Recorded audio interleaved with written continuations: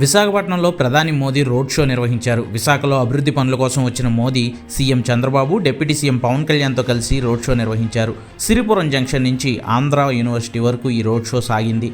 దారి పొడవునా అభిమానులు, కూటమి కార్యకర్తలు మోదీ, చంద్రబాబు, పవన్ కళ్యాణ్లపై పూల వర్షం కురిపించారు.